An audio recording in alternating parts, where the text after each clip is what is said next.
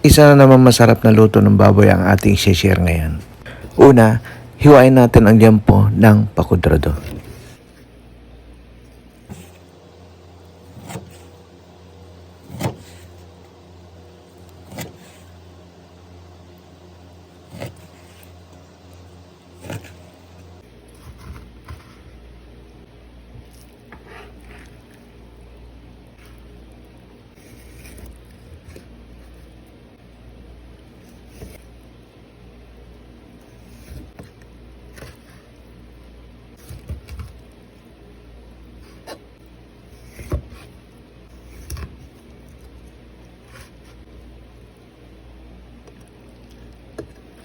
At pagkatapos nating hiwain ang baboy, hugasan.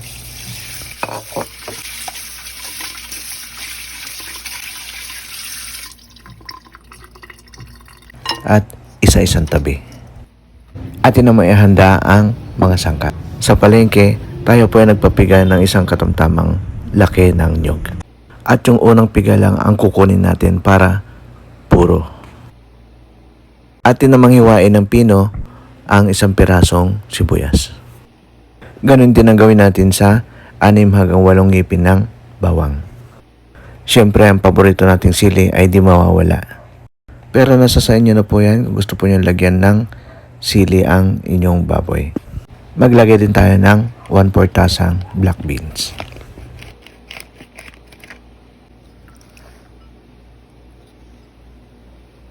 One-fourth tasang suka,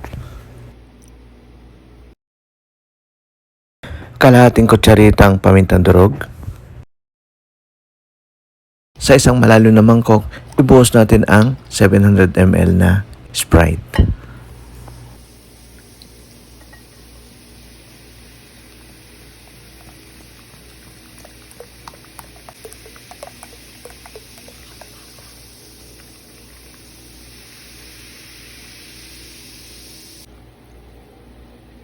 At dito natin ibabad ng 1 oras ang liempo.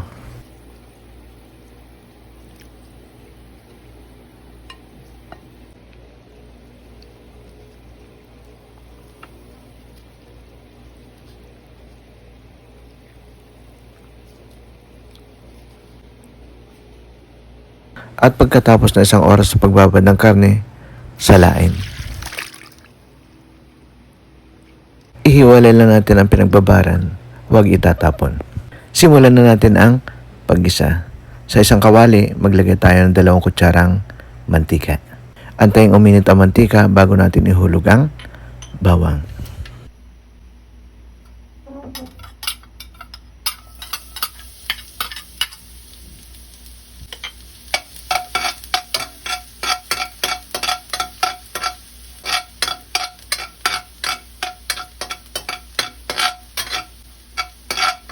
Pagpula na ang kulay ng bawang, ihulog na natin kaagad ang sibuyas. Antaying malanta ang sibuyas bago natin ihulog ang karne ng baboy.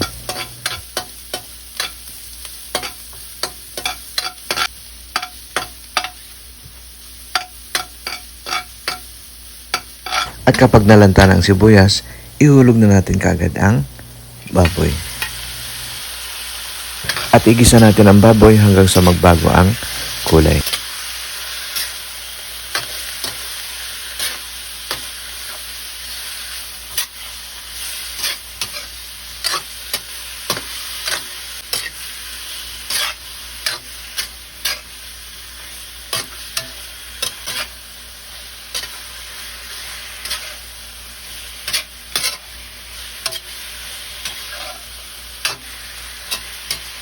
At kapag nagbago na ang kulay ng baboy, ibuhos na natin kagad ang toyo. Pagkabuhos natin ng toyo, igisa natin na 1 minuto ang baboy.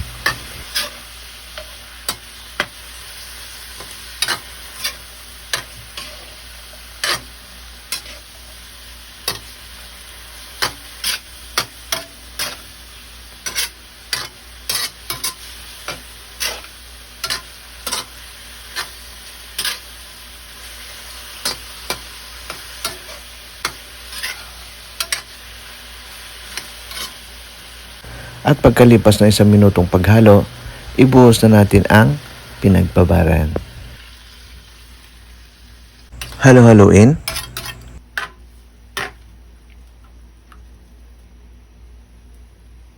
Takpan. At simulan na natin ang pagpapalambot ng baboy.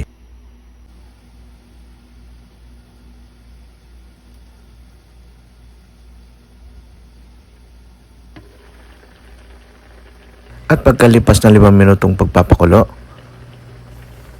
ilagay na natin ang black beans. At dahil di pa malambot ang karne ng baboy, magdagdag ulit tayo ng 1 tasang tubig. Halo-haluin.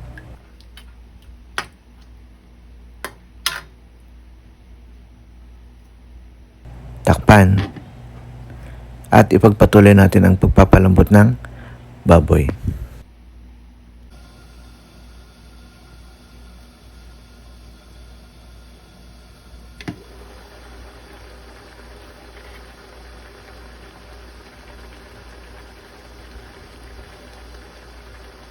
At kapag medyo malambot na ang baboy, ibuhos na natin ang suka.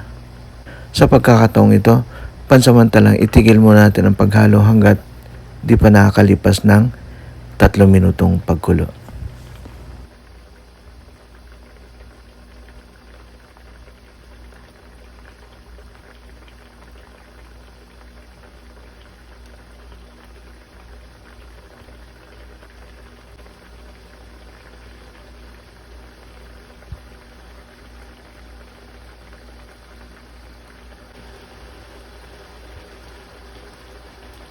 At pagkalipas ng 3 minutong pagkulo, ibuhos na natin ang kakanggatan ng niyog.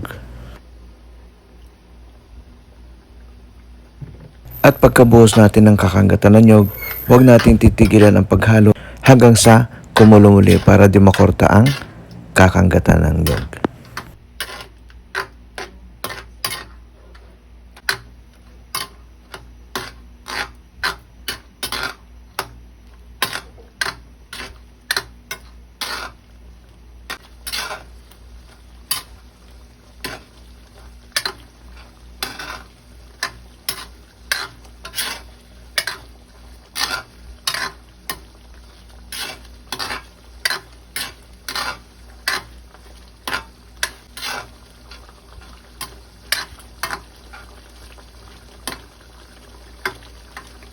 At pagkulo muli, ihulog na natin ang paboritong sili. Halo-haluin.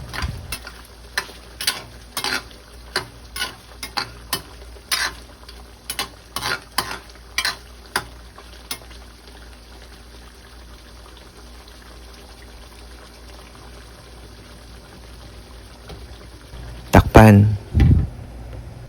At ipagpatuloy natin ang pagpapalambot ng baboy.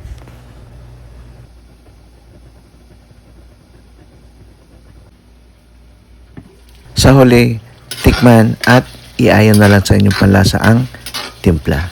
Luto na ang ating paboritong luto ng baboy. At kung nakatulong ang video na to sa iyo, pa-subscribe, like, at i-share mo na rin sa mga taong gustong matutong magluto. Maraming salamat.